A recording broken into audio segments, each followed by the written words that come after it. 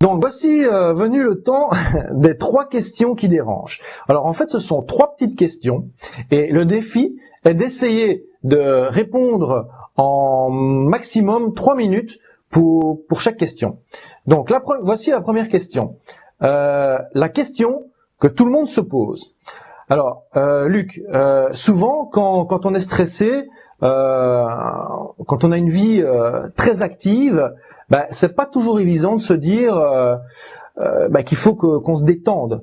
Quand on côtoie un hyperactif et qu'on lui dit bon écoute maintenant va falloir que tu commences à lever le pied parce que à te détendre parce que sinon un de ces jours il va t'arriver quelque chose, un malheur quoi.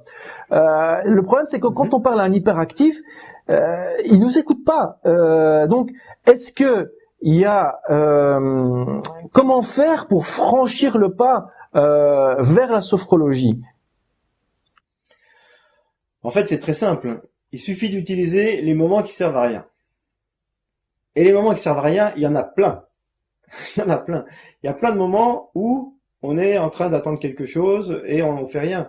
Quand on est dans une file d'attente pour payer au supermarché ou pour acheter des cigarettes pour ceux qui fument, quand on est au feu rouge, quand on est dans la voiture, quand on est dans le transport en commun, quand on est en train de marcher entre 2 endroits, quand on est aux toilettes, quand voilà, il y a plein de moments comme ça, en face d'une photocopieuse, dans un ascenseur, voilà, il y a plein de moments comme ça qui sont des moments vides qui nous servent à pas grand-chose.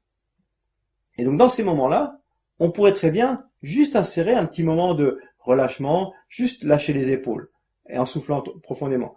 Par exemple, si on fait simplement juste 2 respirations, on inspire, on lâche en soufflant les épaules, et une deuxième respiration en pensant à quelque chose d'agréable ou un mot agréable, par exemple calme, ou tranquillité, ou paix, ou douceur, ou gentillesse, ou bonté, enfin, je sais pas, un mot comme ça qui nous parle à nous, ou amour, pourquoi pas, encore plus beau, ou merci la vie, voilà, quelque chose qui nous fait du bien. Et il n'y a pas besoin que ça dure des heures. Parce que c'est vrai que dans notre monde, on est sollicité en permanence, on court dans tous les sens. Et donc, si on dit, il faut que je m'arrête 1 heure ou une demi-heure sur place, on ne trouvera jamais le temps. Enfin, il y a plein de gens qui ne trouvent pas le temps. Et donc, pour ceux qui ne trouvent pas le temps, c'est de remplir tous ces petits moments. Et d'en faire des habitudes, d'en faire des automatismes. Et d'en faire un truc systématique.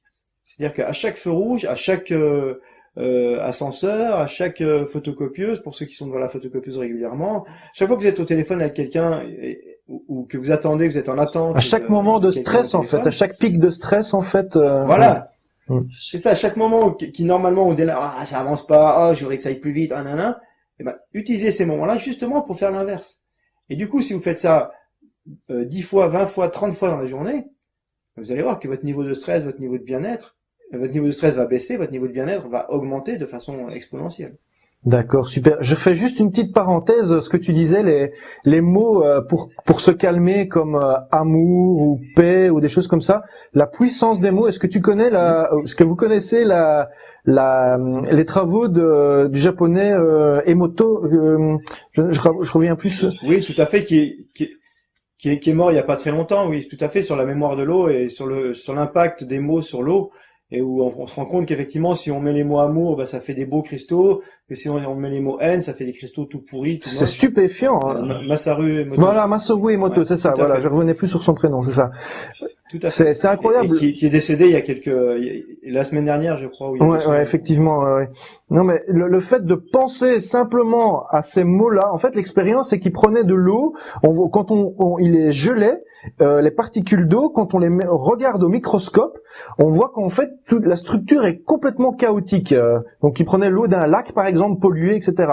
Et le fait de prendre cette eau et de lui dire simplement des mots d'amour, de lui transmettre des vibrations positives comme ça grâce aux mots, eh bien, quand on regardait à nouveau les cristaux de glace, eh bien on voyait que c'était une structure parfaite. Donc on arrivait à changer la structure de l'eau rien qu'en émettant des ondes positives grâce aux mots en fait, aux mots d'amour, aux mots de paix, aux mots calmes. Donc j'imagine que ça fait un petit peu le même effet sur nous quand on se dit, comme vous disiez, dans des moments de pic de stress, si on se dit des mots, des mots qui nous calment, eh bien c'est un effet positif sur notre corps,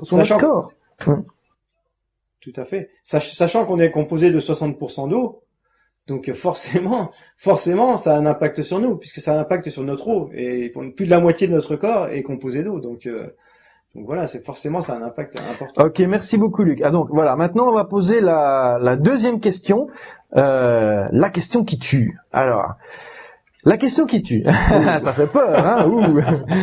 Alors, est-ce que Luc, franchement, entre nous, voilà, on est entre nous là.